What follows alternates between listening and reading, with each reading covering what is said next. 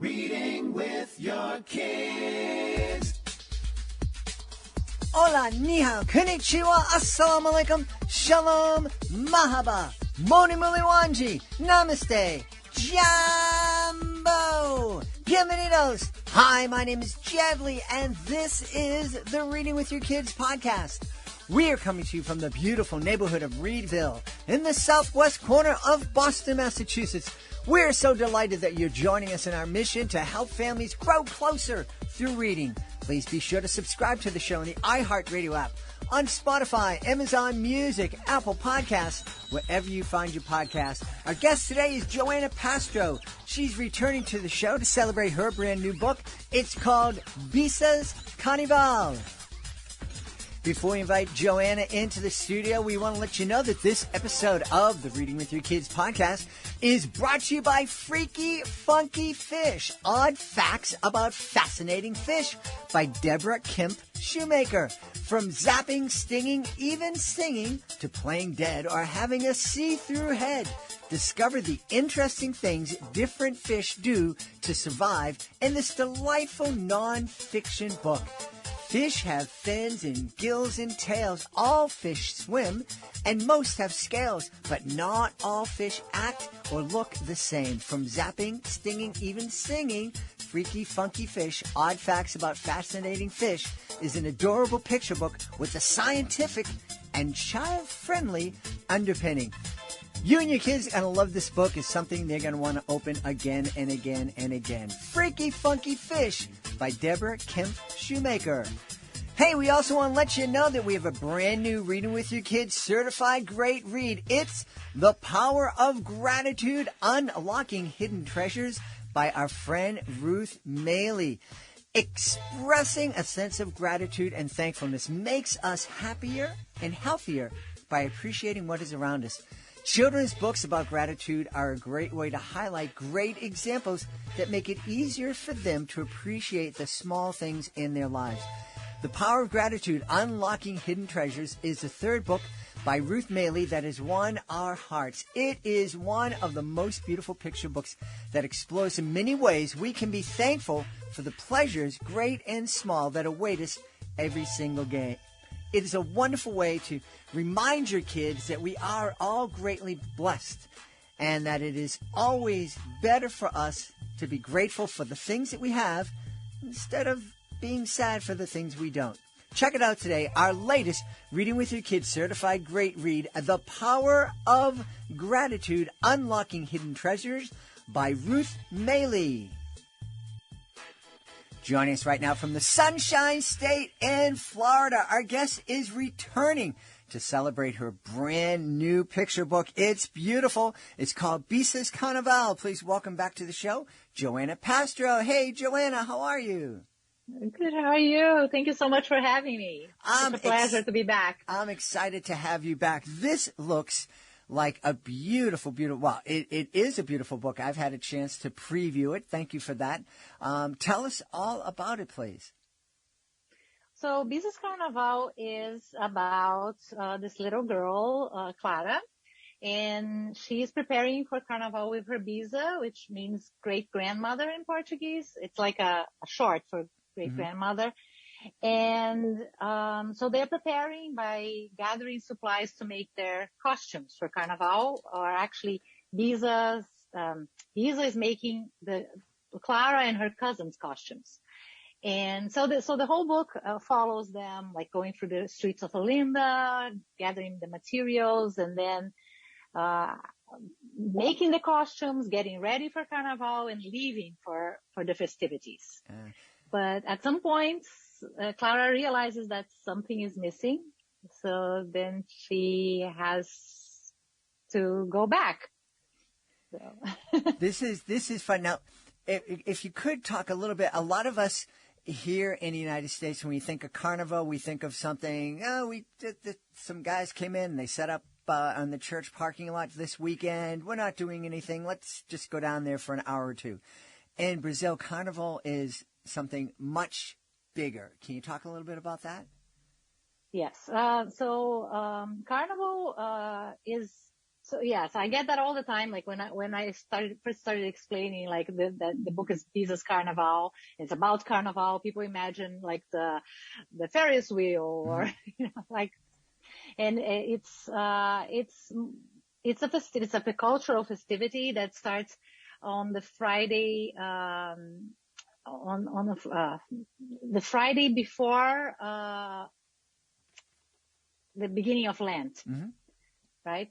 And so it typically is, it's actually, so when I say that it starts, it's really kind of like very flexible because it's Fat Tuesday. What we know here as Fat Tuesday.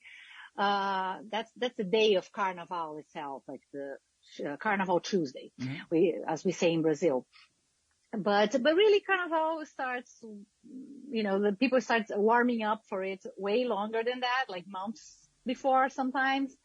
And it's a cultural celebration. It's huge in Brazil. It's like, and I think Brazil is pretty famous for that. You imagine like those huge parades in Rio. Usually that's I guess the most famous one where where the samba schools compete. And so they're, I don't know, 30, I don't know the numbers, but there are lots of schools competing. There are several different groups of schools, like different levels of achievements that they have. And so they compete, those groups, compete, amongst each samba school will compete amongst each other in each of their groups. And like it goes like all night long, like for 2 nights or 3 nights. It depends. And it's huge and it's luxurious and it's a huge contrast with, with the realities of Brazil. So yeah, so I guess, and in other parts of Brazil, it's celebrated in different ways. In the north of Brazil, like in the northeast, there's a lot more folklore, in it. And in the book, Bisa's Carnaval, it's set in Olinda, and Olinda is like super culturally rich. And it's a very unique carnival. People are in the streets. There are these huge dolls that parade with the people. People follow the sound cars, which are sort of like floats. Although they're not decorated, they're just like huge trucks with loud music, like famous people, usually like sometimes like the most famous ones, of those sound cars have like famous singers, in it. And it's amazing. It's big. It's really something that takes over the whole country and everyone is involved. And even if you don't, if you don't partake, if you don't want to go outside and dance, like you're there. You're a part of it because it will be blasting from the TV, from the streets. Even if you are in a city where there's not a lot of carnival going on, there will still be music and it's carnival because the whole environment changed. I really like that you pointed out that Carnival is celebrated differently in different parts of Brazil. I'm really happy that here on the podcast we've been able to celebrate the fact that people are different, and even people within one group, one country, or one group that we may identify. Customs and celebrations and traditions are different within those groups. So it's really important for us just not to paint everybody with that same brush, and really be curious about people so that we can see exactly, what people are like. Yeah, sure. Yes. It's, oh my gosh, that's so important. And I think with us, like, so Brazilians are considered Latinos, right? But sometimes they're not. It's so odd. And that's what makes us like, there are situations where the wording puts Brazilians outside of the Latino definition, because in certain places, it's Latinos are defined as speaking Spanish also. like Spanish, like the Hispanics. And so then we don't fit that definition, and we speak Portuguese. And so even within that, like so are we not? It's confusing for us, but we are, we are. And the same way, like with the colors of our skins, like look at me. I'm a white Brazilian, like very white with red hair. And that also is something that like people never guess, because there's this stereotype that we are all with darker skin. So and even my daughter went through a situation, like 2 years ago at school, where this other kid was like picking on her and telling her that she was lying, that she wasn't Brazilian because she was so white. And that really upset her, because she had another friend in her class that was Brazilian and looked different. So it's, like we want people to understand that it's like Brazil is huge and it's a big country, and there are people from all over the world. Like I come from the South, where there are lots of there were lots of German immigrants, Italian immigrants, and Japanese. And throughout Brazil, like in Olinda, in that region, there were lots of people from Holland. So it's, and then you mix everyone together, and it's this rich cultural experience. And that is something that we forget, that, all of the Americas, South and North America, and Central America, it's a mixing. There's a huge number of indigenous folks in those countries, but also immigrants. People immigrated to every corner of North and South America, from Europe, from Asia, from Africa. And so, and I think that's a beautiful thing, a thing to really celebrate. Oh, for sure. Yes. And Carnival, Carnival is pretty much the expression of that, because it mixes like the music, the Carnival music takes from a lot of it from its African roots, right? But there are also other instruments. Now I forget the name, but that come from like European traditions. So like chord instruments. I can't remember the name. But anyway, so it takes a little bit from here and there, like the dances, and then the whole luxury of, for instance, when you look at the parades in Rio, like people are dressed like they're royalty, like a lot of glitter, a lot of sparkle, and huge dresses. So it's all there. It's like, it's really an expression of its people.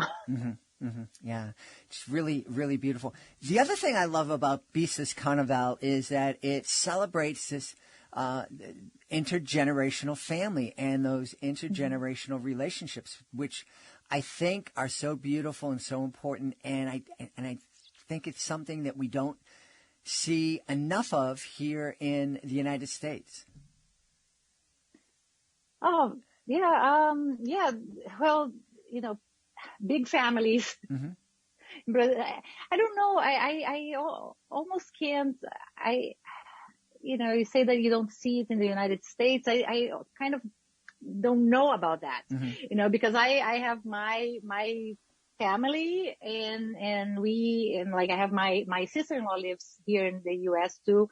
And yeah, I see how the relationships are different.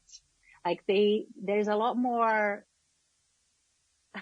like distance, maybe it's distance, like when I saw her family, for instance, like, because she was married to an American, and his family was wonderful, but still there was always a lot more privacy, I would say, between them. With Brazilians, we all want to know everything that's going on, like you're sick, what do you have, let's help, and then everyone gets together, everyone gets involved. So it's a lot more like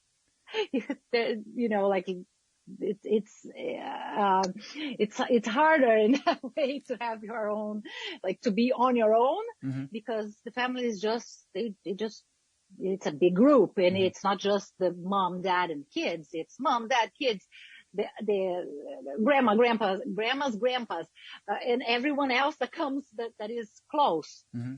So this relationship with her Bisa, her like Clara spending this time with Bisa is perfectly natural. And and that's, like, it's something that I think Latino kids would certainly relate. Yeah, and I don't know. I didn't think that wouldn't be relatable in America. Well, I think it's definitely something that I think can be a great starting off point for conversations for families. And I'm imagining that if a family is that, and because here in the United States we're so mobile, and it's more difficult if your grandmother's living in Boston and your family's living in Baltimore, then you get together for the holidays, but you're not going to be able to just go over and do your homework in your grandmother's house or go to an event in the city. So it is more difficult because we are more spread out. But I think it would be a great way just to talk about, hey, our family's a little bit different, and is that okay? Or do you want to spend more time with your extended family, and how can we make that happen? Yeah, well, when I tell the people that my in-laws, usually they not for the past 2 years because of the pandemic, right. But they usually come over from Brazil and spend like 1 month, 2 months at my house. And people would always be like shocked by that. And in the same way, they would be shocked when I would go for summer. I would go there for like 2 months, or even in the beginning when I first moved here, that I would go and I would just leave and stay in my parents' house, my in-laws' house for a month, 2 months, 3 months when I had the kids, when they were little. And people would be like, wow, why would you stay? That's a long time to stay away. But that's really how we are, I guess, or how we are raised. And like at the end of the year, we would go to the beach. Like in my city, it's very normal for everyone to during the holidays and in January, everyone just kind of moves out and moves to the beach. That is like 1 hour away. So because most people do have, well, not most people, but a lot of people have houses, beach houses.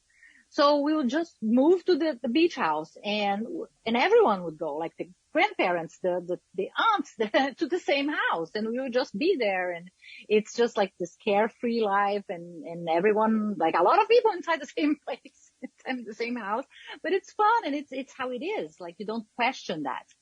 And now that I have a kid that's that's applying for college. We've been thinking a lot about how different it was for us in Brazil, because in Brazil, you go to college and you're still in your city. You don't look typically you don't look for a college far away. Mm-hmm. You stay in your city, and you're still living with your parents. There's not a campus. You don't move to a dorm. You just stay there, and you stay there until basically you live with your parents until you get married or you decide to leave. So even if you think about that, how like we are really, we want everyone to be close as much as, to live with us as much as it's possible and to be close. Mm-hmm. Yeah. And, when you're living at home with your parents and going to the college in your community, you probably aren't paying $70,000 a year for college, and you're not coming out with a $150,000 loan. Yeah, trust me, that's part of the conversation here. Because it's just, and in Brazil college, like the public universities are free. Mm-hmm. And they are typically the best ones. Yeah. So me and my husband, we went, like, we didn't pay for college. Of course, you pay for supplies, you pay for other things, but we didn't pay. So now we are like, oh, okay, this is different. Maybe we should move back to Brazil. Yes. Yeah, we've been asked that, like, can't you just send him to Brazil for college? Well, that's part of the beauty of family. And that's something that you celebrate so well in Bisa's Carnaval. Joanna, I know people are going to want to know where they can go to find out more about you and find out more about Bisa's Carnaval. Yeah, so you can go to my website. It's joanapastro.com. So you'll find the link for the book over there. And then I'm also on Twitter at Joe Pastro and on Instagram at Joana Pastro with one N. Yes. Amazon always wants to put that second N into your name. And then they can't find you. Yeah, true. Well, we've had a wonderful time speaking about Brazil, about family, and about the new picture book from our guest, Joana Pastro. It's called Bisa's Carnaval. Hey, Joanna, thanks so much for being with us. Thank you so much for having me. Please be sure to join us for the next episode of the Reading with Your Kids podcast. Our guest will be Janet Hoffman. She'll be here to celebrate her wonderful picture book. It's called Caterpillar's Surprise. Hey, if you are the author of a fantastic children's book, we would love to help you tell the world all about it. We've been giving authors a platform, especially indie and self-published authors, a platform since February of 2017. We've published over 1,200 episodes since that time, giving hundreds and hundreds of authors a chance to tell the world about their great book. We want to continue to do that. And we can help you celebrate your book in so many different ways. You can be a guest on the podcast. Being a guest, it's fun, it's easy, it gives you the chance to tell thousands of people about your great book, and it doesn't cost a thing. You can also submit your book to our Certified Great Read panel. If they believe that your book is worthy of 4 or 5 out of 5 stars, it becomes a Certified Great Read. And with that status comes a number of really powerful tools to help families know that your book is worthy of their consideration. And we are so excited about our new monthly promotion program that would celebrate your book through commercials on the podcast, through messages to our over 60,000 plus social media followers, and have your book art displayed on our nationwide network of digital pedestrian billboards. You can learn all about these opportunities by going to our website, readingwithyourkids.com, clicking on the Authors Click Here button at the top of the page, and scrolling on down to the various services. I want to thank the folks who made today's show so wonderful. Of course, I want to start by thanking our guest, Joana Pastro. Be sure to check out Bisa's Carnival. Also want to thank our sponsor, Deborah Kemp Shoemaker, and her beautiful book, Freaky Funky Fish. Also want to thank my team, Alejandra Doherty, Fatima Khan, Rory Grady. Want to thank my beautiful wife for all the support she gives me. Most of all, we want to thank you. Thank you so much for taking the time to join us today. And as always, thank you so very much for taking the time to make the world a better place by reading with your kids. I'll be looking for you in the next edition of the Reading with Your Kids podcast.